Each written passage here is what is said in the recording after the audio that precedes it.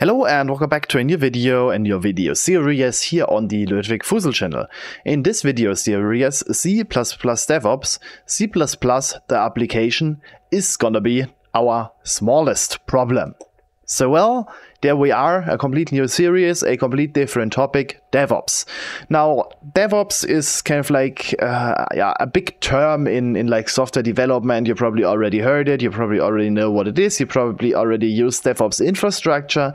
But handling DevOps and dealing with DevOps is a whole different topic. Now, what is DevOps? Well, basically, DevOps is the infrastructure around the code. And with infrastructure, I mean like really everything.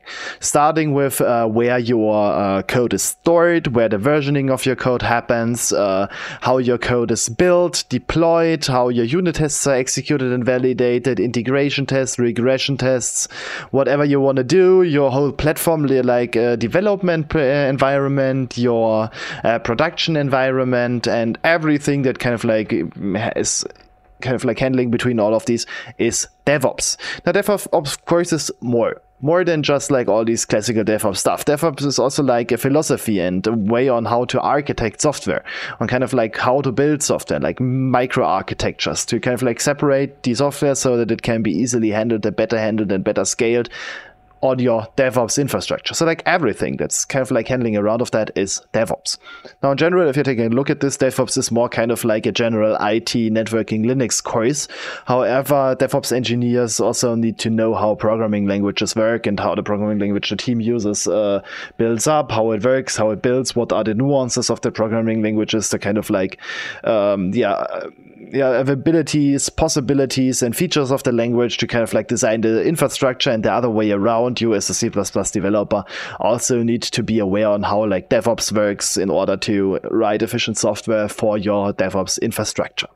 And that's what I want to cover in this video series. I want to cover both sides. I want to cover the C++ application sides, to basically how to design your C++ applications to run on your DevOps infrastructure. And I also want to cover the side of like server management and infrastructure management, how to actually now like develop your DevOps infrastructure to run efficient and scale efficient with C++. So what are going to be the big topics in this video series?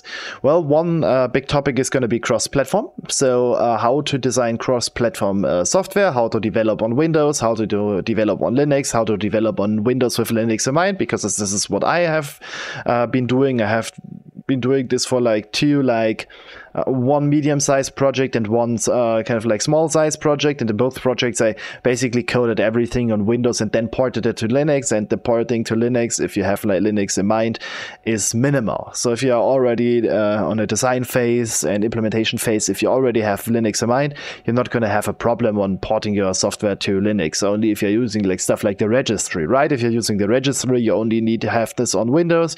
You need to have a substitute on Linux. So cross-platform development is a big topic. We want to go a bit into the details here, but not too much into details here.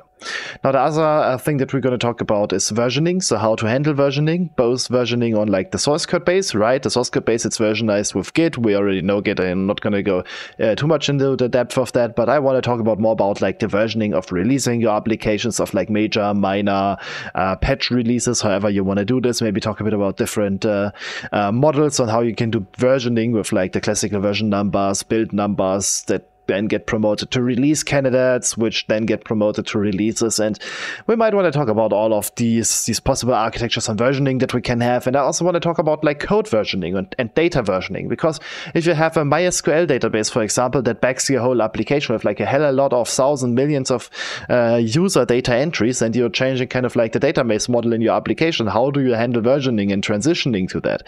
Which is then kind of like already a topic of something called CD, continuous deployment, how to automatically deploy from your development environment to your production environment, and how to handle database upgrades, how to handle migrations of the systems, how to validate that everything goes well, and how to have at least like possibly zero downtime, or even like the least minimum downtime, and all automatically, right? We can live with our services maybe like 1 or 2 minutes not available while the database is being patched, for example. However, this is not something that's ideal. Today, we kind of like, if we are using a big cloud service, we have kind of like in mind that it needs to be up 24/7, right? You have an SLA of like 99 or 95% or something like that. You can kind of like calculate how many downtime is included with such SLAs or service level agreements, and then you can kind of like do your math if it is like better to kind of like reserve a bit downtime and maybe go to a host that provides you 99 SLA and you provide your customers 95 SLA, and then you know how long your deployments and upgrades can go. So there are many topics about talking about, and we want to go into all of these and try to build a very, very good system for continuous deployment, of course. Now, the other topic that we have is CI, continuous integration. Continuous integration checks the kind of like integrity of your project. Speaking of unit tests, benchmarks, maybe some code coverage tests. So how well is your code covered with benchmarks, and not benchmarks with unit tests, but maybe also with benchmarks, but it's more like unit test stuff there with coverage. And kind of like always knowing how what the integrity of your repository is.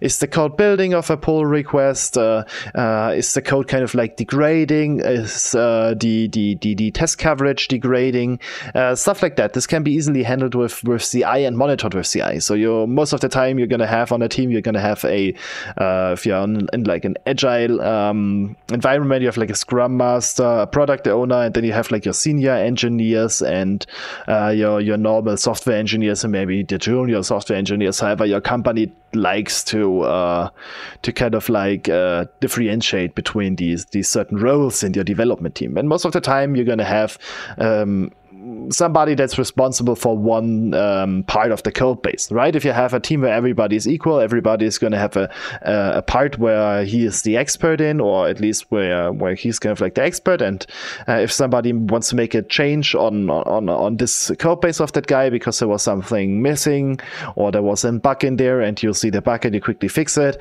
you want to of course also see that it builds, even through if you are not kind of like the one who maintained the system, that all unit tests are the same, that the benchmarks don't degrade, so that the software is not getting tremendously slow because of benchmark, right? Because a unit test, it's not a big of a problem. You get your checks that your unit tests have been executed, but suddenly your code base gets slower and slower. And this is why you always want to have like a bit of benchmarking in here that gets also monitored by continuous integration.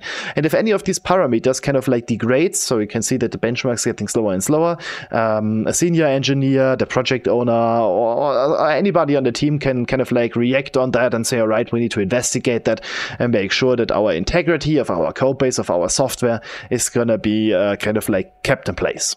And yeah, that's basically a short overview of CI. And that's all of the stuff that I want to do in this video series. I basically want to talk about how we develop software in a good DevOps environment. And on big software projects, there are a dedicated team that just handles stuff like that. Most of the time, if on a big company, you have like a general DevOps team that's like handling all of the projects, that are kind of like deploying the virtual machines, that are making sure that all of these systems are in place, that are deciding what libraries are we going to use, how do we set up our pipelines, what are the virtual machines, what is our build environments, the hardware and software that we support on the company, and they kind of like build the kind of like general framework for the whole company. And then on the big software product, there's a dedicated team, maybe not that big, but maybe one or two people that are just handling like DevOps, that are just there to kind of like talk to the bigger team and of the company, say, hey, I want to have these VMs for testing, for building, how do we gonna do the layout? And the DevOps engineer is kind of like the guy in between the C++ developers, the infrastructure, and maybe even the management or product ownership, that is kind of like responsible for deploying all that infrastructure. No matter what you are in a team or what you want to become, if you want to become a DevOps engineer with focus on C++, if you're a C++ engineer that want to go into DevOps, or if you're a C++ engineer that want to work with DevOps and want to understand DevOps, this video series is the best for you. All right, so let's continue and talk a bit about the upcoming features that we're going to have in the video series. Now, the first thing that we want to do is we want to create a MoxPP based project on Windows. MoxPP is my GitHub template repository that includes Conan and FreeMake 5. And this is something that you need. You need a package manager for big, large-scale software products. You need a build system that can create cross-platform builds. You all need that for DevOps. We're going to talk about this in the next features, but that's kind of like what we want to do. And my MoxPP template basically accelerates the start of it, and I want to promote that one. This is why we're using it. And yeah, you're going to see why it is easy to use it and how we can get started more quicker there. Now we're going to separate our application into 4 parts. We're going to write a library, which is going to contain the core features of our system. We're going to write an application that's completely library driven, that could be completely just being used by a API without even having an application. So we want to have a very basic API that can handle like everything. And what we want to do is we want to write the unit tests around that API. So unit tests that that basically check the integrity of our API, that nothing is degrading there. We want to write benchmarks so that we can see how fast our API works, and so that we can even like check that something goes wrong there as well. And what we also want to build is we want to build an application which is going to be the front end of the library that is basically interacting with the library and provides kind of like a front end to it. Now, to not overcomplicate stuff, I might even integrate stuff that would be normally in the application into the library to then unit test and benchmark it. Now, already taking something in ahead, we're going to write an application that drives a web page. We're going to rewrite something similar to like GitHub Gists or Pastebin, where you can basically paste logs, code, and something like that. It's more going to be like Pastebin. But that's a service that we want to rewrite. And we're going to integrate some of the stuff that you would find in the application in the web server, which is not like pure API based.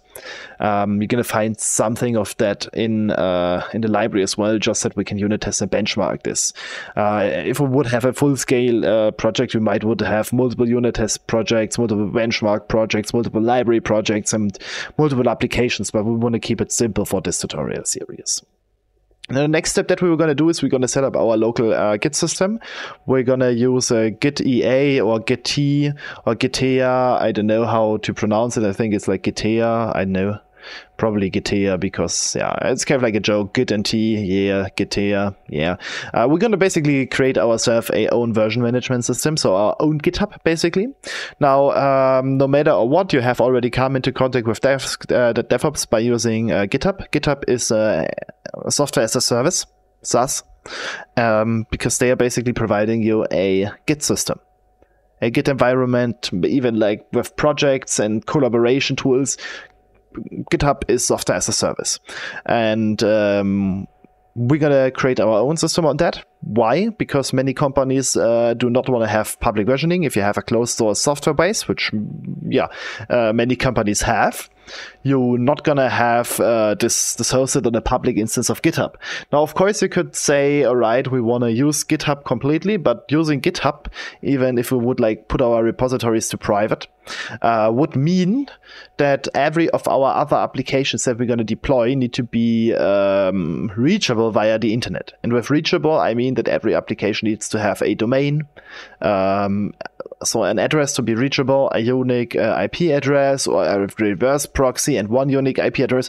There's a hell of a lot of madness and IT networking, IT infrastructure required to get stuff running on the internet cheap, or getting it running locally on your site, over your ISP's internet services without paying any money. However, this is all something that's too advanced and too off scope for this video series. I'm not going to want to go too much into the detail of IT infrastructures. So what we're going to do is we're going to set up everything locally. I'm going to get to that later on, but we're going to have everything locally on our systems. This does not limit you to not use internet, cloud, AWS, Azure, whatever. This doesn't limit you using services like these for deploying the stuff that we're going to do. However, I want to make it accessible for everybody, so I'm going to set up everything here. And to make this work, because our machines are just going to be in a local isolated environment. We also need a local isolated instance of Git. And this is why we're going to deploy a Gitia instance on a Linux server, of course. Now, the next thing that I want to do is I want to connect Visual Studio Code to a Linux VM for C++ development, because if we want to do cross-platform software, and our software at some point is going to be deployed on a Linux server, because I have no money for Windows Server. Windows Server is expensive. And the most companies today do not run their applications on Windows servers in the cloud, because they cost considerably more Windows Server, and thus using a free Linux is a better choice, and we want to live that culture. So we're gonna then connect Visual Studio Code from a Windows machine to a Linux server, set this everything up so that we can run and debug code, so that we have true cross-platform development. All right, so as soon as we got like our project running on Linux, we're going to go into the joy of CI. The joy of CI is going to be setting up automatic builds, setting up automatic unit tests, setting up automatic benchmarks, all these checks that we talked about. This is what we then want to do and make sure that it's properly done and installed in like our cloud or a cloud on the internet. This also then is going to contain maybe some integrations to Gitia. I have not taken too much research on how you can enable bots in Gitia. Maybe we need to write our own bot in Gitia that pulls Jenkins, which we're going to use for automatic builds. We're going to see. There are going to be many factors on this video series that I haven't laid out yet, but you know me, I always do that spontaneously. So that's kind of like the plan that's going to become in the next videos. Of course, there's also more stuff that's coming. We're also going to talk about the strategy for deployment, so CI. We're going to package our application. We're going to package it in multiple ways. We're going to create a Debian-based installer package. We're also going to create Docker images of it. And what we then want to do is we want to deploy our app using maybe Kubernetes. I'm not quite sure. I would like to use them. Maybe we're just going to use plain Docker, but probably Kubernetes. But that's something that maybe come or maybe not. Now, after we have all of that stuff ready, we want to do this all in full with continuous deployment. So what I want to do is I want to have a certain branch that gets monitored, and as soon as a pull request goes to that branch, our production system shall update. Continuous deployment is going to contain many strategies on how it works and how we're going to lay out that, how we're going to write our application so that it works with continuous deployment, how we're going to be sure to be able to run continuous deployment on databases, and how to have this all like laid out successfully for a strategy for a growing application. Now, after that, we're going to talk about dev and production environments. So having two environments running simultaneously, how we have a strategy of filling a dev environment with some development demo data, how to roll back dev environments, how to kind of like make sure that the dev environments are always available, up and running, and you can easily test that everything works. Maybe even have a way to migrate dev environments to kind of like try out if the our migrations for continuous deployment to our production environment would work, and then at some point to kind of like say, all right, we are done with our testings, we can go and push that to our production branch, and it's going to automatically update. Because the joy that we have on software is that we are lazy, right? We software engineers are lazy. We want to have a system that completely works out of the box and does everything on its own, so that we have just like 3 people sitting in a team that are just responsible of writing the code, maintaining the code, fixing bugs, and are not kind of like bothered by all of this DevOps madness, and everything else is kind of like handled automatically. Then we have like a project manager on that, but he maybe manages multiple projects if we just have 3 engineers. But yeah, and the project manager is kind of like the one that makes sure that all of these systems be handled correctly. All right, so I'm talking too much. Let's continue on prerequisites. What do you need to know to start this video series? Well, you need to have basic C++ knowledge. I'm not going to explain how C++ works. I'm not going to explain on how Linux works. So all of the stuff like Linux and C++, you should know how this works. You do not need to be a Linux expert, but you should have already tinkered a bit around with a Linux VM. If you haven't, you're going to have a hard time. Is it possible to still do it? Yes, it is. Because if you just type in my commands, everything is good. If you have a problem, ask the internet. If you don't know how to do something that you want to do, ask the internet. Well, that's kind of like the idea here. Now, next big prerequisite is you need to know and you need to have a way to deploy VMs that are connected to the same network.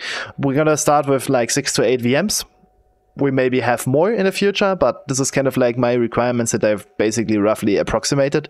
6 to 8 VMs is the thing that we're going to deploy in our DevOps, definitely. And you need to have a way to deploy these VMs. Now you can of course deploy these on cloud providers like AWS, DigitalOcean, Azure, Hetzner, Google Cloud, Vultr, or how they are called. Like any cloud provider would be sufficient for doing that. Because every cloud provider allows you to deploy VMs. Every cloud provider allows you to connect to like a terminal VM and from that VM connect to the other VMs. Every cloud provider allows you to create a public, or not a public, a private virtual network.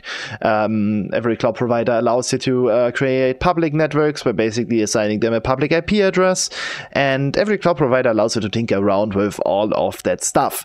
However, you need to know how to do this, and you need to have the money to do this, because like AWS is not cheap, and DigitalOcean, maybe just as an example, or Hetzner are cheaper, but still too expensive to run 8 VMs just for a tutorial, right? If you are paying like €4, this is like, I think a bit more, like €4 does a VM on Hetzner cost, a very small VM. And if we are running 8 of these, you're already like paying €32 a month just to do a tutorial, and that's not tolerable. So I would not recommend going for the cloud. If you have like budget from your company to test this as good as possible, then already tinker around with the cloud. Take your time, set everything correctly in the cloud on your production environment that you want to have, and do it. But if you are kind of like me, a hobbyist that has the choice to do what he wants, then I would not recommend the cloud. What I would recommend is you take an old computer and you install something called a hypervisor on it. A hypervisor is an operating system that allows you to run multiple virtual machines on one system. And each VM virtual machine can have its own dedicated operating system, its own dedicated memory, its own dedicated network, its own dedicated everything. So basically, with a hypervisor, it does virtualization across everything. Virtualization for your RAM, your CPU, your hard drive, and your network. This is kind of like the main things that the hypervisor does. And what you can do is you can take your old computer, you can install the hypervisor on it, you can connect to that with a web UI, for example, or a client application, and you can run as many VMs as you want. You can integrate this into your home network, and you can have as many VMs running as you have resources available. What would I recommend? If you have an old computer, take at least 24 gigabytes of RAM. I have 96 gigabytes of RAM in my current system, and it's actually not enough. For doing this tutorial series, I deleted a few test VMs that I had running. Okay, this is a luxus, but I have like 15 VMs running on a 96 gigabyte system. 6 core, 12 threads CPU. That's what I have. But I have 96 gigabytes of memory, and I currently have like 18 gigabits of memory free, because memory is like the only hard requirement. This is why servers, when I was a child, I always wondered, because my father worked in the computer industry. He was like a salesman for servers and also different stuff, but mainly servers at some point. And when he told me like what systems he's like selling, I was always like, why is there so a bad CPU in here and so many RAM? Like 265 gigabytes of RAM on like a 12 core system. And I was like, wow, on like a Minecraft server which has like 2 V cores and 8 gigabytes RAM, I can never fit so many Minecraft servers on that host. No, it's different. If you're having a virtual CPU, you can basically have a 6/12 thread CPU, but you can assign 100 V cores, because every V core is just going to work when it is doing work, and the hypervisor makes sure that everybody has a fair kind of like amount of CPU usage. However, on RAM it's a different story. RAM is something that's hard. If you have RAM, you cannot like swap it out. If a computer has RAM, it can use that RAM. And this is why RAM is the limiting factor on virtualization. Hard drives do no longer cost money. Just put like a 4 terabyte SSD in, not SSD, HDD in here, you're fine. But RAM, I'm talking too much. I didn't want to talk too much today for that video, but what I would recommend, throw as many RAM on your old computer using virtualization as you can. RAM, especially for old systems, DDR4 isn't that expensive. You can get, like, if you have a old gaming system with 32 gigs of RAM, you can upgrade this to 128 gigabytes of RAM just by buying 3 32 gigabyte kits. And if you buy them, you're like putting $300 or 300 euros in that old system, which maybe already has a CPU, maybe already has a hard drive, but just maybe like 2 sticks of RAM or 1 stick of RAM for like 4 slots or 2 sticks for like 8 slots. Available. Throw as many RAM in your system as you can, because if you want to do virtualization, if you want to run services, if you want to maybe run a private cloud, maybe a firewall, some logging systems, and Windows terminal VMs that you can connect to and think a bit around, like my tutorial VM that we're going to use. It's a remote VM. My VM that I use for university, it's a remote VM where I connect with my iPad to via a VPN tunnel from university. I have a VM for university that I just had for like control system programming, for like CodeAssist. It's like a PLC programming environment that is like overtaking the whole system. I had my own dedicated VM for that. Now I'm using that VM for my company since I no longer have that topic in the university. I have some Linux VMs that I use for Linux development. I have a few Linux servers that I use for several Linux server tasks. I have an instance of Git here, so to kind of like tinker around with that, where I store all the data for my bachelor thesis. There are many things that you can do if you have an old computer and a hypervisor on that. Now, what I would recommend is ESXi as a hypervisor. Why ESXi? Well, because you can get some licenses cheap on like, more... you know where you're going to get your licenses, right? Where you can also buy cheap game licenses and cheap Windows licenses. You're going to find a cheap ESXi license. ESXi itself is expensive. You need to know a bit about what license to buy. If you do not want to spend money on a license, Proxmox. Proxmox is a open source hypervisor. I am used to ESXi because I'm working with ESXi on a company that I'm working for. I have an ESXi instance running here therefore as well, and I bought it for even like more money than you can currently buy it on one of these cheap license platforms. You can also, of course, buy it on VMware directly, on the VMware site directly, or you can buy yourself an HP Enterprise server, Fujitsu server, Dell server, whatever you want, and you're gonna have the option to get an ESXi license with it and the vCenter license. I'm gonna use ESXi and vCenter. ESXi is a hypervisor that is kind of like licensed on a per host base, so on a per computer base. And what VMware allows you is to manage multiple so-called ESXi hosts in something called VMware vSphere server. And you kind of like install the vSphere server as a VM on your ESXi host, and then you connect multiple hosts to that vCenter, and then you can manage them all with one GUI. You can move VMs around. You can basically move one VM from one physical computer to another. Of course, if you're doing this, you need to have something called a SAN, a storage area network, and you can also virtualize that with something called vSAN, and you need to have something called vMotion to move these VMs. And I told you I don't want to go too much into IT infrastructure. But you can get started easily with just an ESXi license. It has a web UI. You can upload data units through the web UI. You can create VMs through the web UI. It takes a bit of time to get used to it and install everything, but this is kind of like the solution that I would recommend. This is what I have, my reference system, vSphere version 7, ESXi version 7, and I'm using that. Of course, you can go even less fancier. You can basically just install VirtualBox, VMware Workstation, or directly, if you have Windows Pro, Hyper-V on your system, and then create VMs on your local machine. If you have Windows, and you're probably going to have Windows if you're doing the tutorial, use Hyper-V. There's no need to use something like VirtualBox or to buy VMware. If you want to have it on your local system, use Hyper-V. Hyper-V is installed with like optional features. Optional Optional features. No, install. How was it? Features. Turn Windows features on or off. This is how it's called. Turn Windows features on or off, and then check everything on Hyper-V, press OK. It is installing it, you reboot your computer, and you have something called Hyper-V Manager.